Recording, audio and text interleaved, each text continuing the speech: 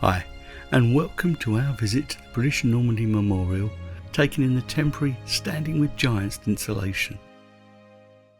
Our journey starts at the Folkestone Eurotunnel terminal, and in no time at all we're in northern France and heading along the A16. Our destination is Beyeux of tapestry fame, some 230 miles or 370 kilometres away. En route we'll come across 5 tolls totalling €30 or £25 and cross the impressive Pont de Normandy. The beautiful city of Beyeux is our base, but you could have easily chosen Caen. The British Normandy Memorial is located just 10 miles away at Vers-sur-Mer, overlooking Gold Beach. So without further ado, let's take a look. We're arriving by car, but you could take a bus or even cycle. The countryside around here is beautiful. You may notice it's all very new. So new it doesn't appear on the satellite image of Google Maps. There's a small fee for parking here, but that goes to maintaining the memorial. It's time to step out and make our way to the British Normandy Memorial. Along the pathway are these stone tablets that tell the story of the D-Day landings from the 6th of June 1944 until the 31st of August. On one side is English, on the other French. As I mentioned, it's new and officially opened on the 6th of June 2021. Our last visit to Normandy in 2017, it was still in the planning stage. The site's formal inauguration took place on the 75th anniversary of D-Day, the 6th of June 2019. As we close in, you'll notice the open colonnades around the centrepiece. The memorial remembers the 22,442 individuals under British command who fell in the battle for Normandy. The path to the memorial is lined with benches, each commemorating a soldier who fought in Normandy, or like this one from the city of York, remembering those from the county who fought for peace and freedom.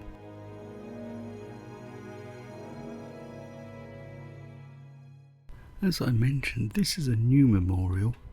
Other Allied nations had created their own, and the Commonwealth War Graves Commission maintained the many cemeteries in the region. However, it wasn't until a Normandy War veteran, George Batts, who served with the Royal Engineers on D-Day, mentioned to the BBC broadcaster Nicholas Witchell in 2015 that the United Kingdom did not have its own national memorial. That set the wheels in motion for what we have now. Back to the details of the memorial. The Maçon-Gis stone, shipped from France to British stonemasons in Northern Ireland, who then set about carving the names, rank and age in stone. However, on the columns, one side has the name and the corresponding rank and age on the adjacent edge. These were people, first and foremost, who made the ultimate sacrifice regardless of rank and age. They are ordered in date order from the 6th of June to the 31st of August, grouped by the service they fought in. 6 paths span out from the centre of the memorial. If you were to take an aerial view, the shape resembles a Union flag.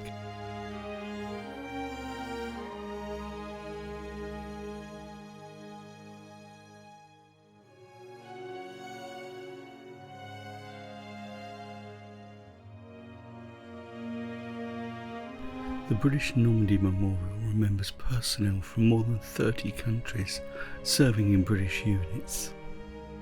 As we step through the wall listing the names of the 1,746 people killed on D-Day, we are presented with this wonderful statue of 3 larger-than-life soldiers storming the beach on D-Day. And behind it is Gold Beach, one of the 5 Allied landing beaches.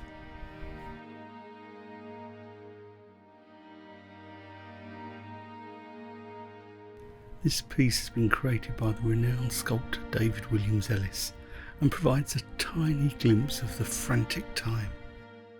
As we pan round, we get a glimpse of the real reason for this road trip. The silhouettes you see are part of a temporary installation of Standing with Giants named For Your Tomorrow. We'll discuss those in more detail a little later. It was also a chance to give our new Polestar 2 EV a test and check out France's charging infrastructure, but that's for another video. Anyway, as you probably noticed, the weather here today is a little changeable, but who am I to complain about the odd shower? As always, if you're enjoying the video, give us a like. I'm told it pleases the YouTube algorithms, but I just like to know you're enjoying what I've put together. And if you like my style of narration videos, then why not subscribe? There's plenty more to come from this trip and plenty of others planned.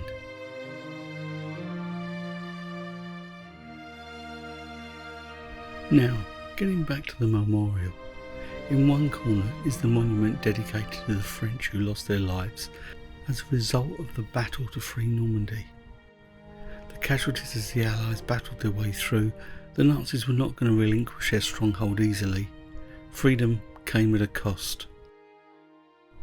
And now a chance to take a proper look at For Your Tomorrow. 1,475 silhouettes representing those who fell on the first day, and 22,442 hand-knitted poppies from the Women's Institute for the total who fell under British command to free Normandy. Standing with Giants is a registered charity that creates large-scale outdoor remembrance art installations that are made by volunteers from recycled materials. If you want to know more, there's a link to their site as well as all the other institutions I have mentioned. I'll also pop a link in the description to our accommodation in Beyeux, Hotel d'Argouze, if you're interested. As I mentioned, the For Your Tomorrow installation is temporary and will run until the 31st of August 2024. It will reappear at the National Trust Stowe House in Buckinghamshire. We'll check that out next spring, so don't forget to subscribe. To be honest, it's a shame it's going, but I'm glad we've seen it and have been able to share it with you. There is a serenity to the whole memorial, in stark contrast to the mayhem that would have been here on the 6th of June 1944. As there's a little peace, I think I'll be quiet for a moment.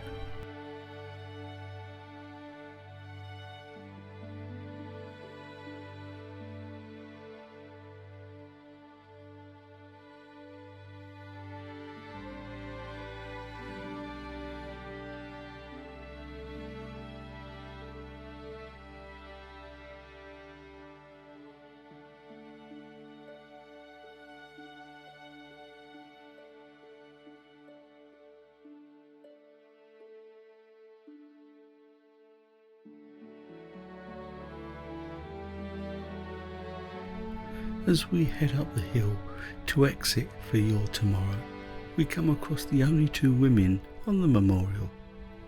They are nurses Sister Evershed and Sister Field, who died while saving 75 men from a sinking hospital ship. I guess that emphasises the impact of war, so many victims from all walks of life. That's a waymarker to Gold Beach. There are 4 others which we'll see in a moment. Wonderful design. If you haven't been moved so far, the next bit may. Personal messages from family members to those who fought on D-Day. We've now come across the waymarker for the Utah Beach, which is the most westerly and assigned to the Americans. Then there's Omaha, again American. Passing Gold, we reached Juno, which was tasked to the Canadians, before we finally reached Sword, the most easterly, and for the British to take.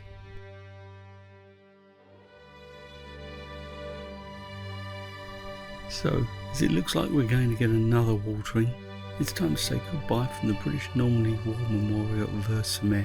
I'd just like to say thanks so much for watching. I hope you've enjoyed what we've put together, and we'll catch up soon. All the best. Happy and safe travels.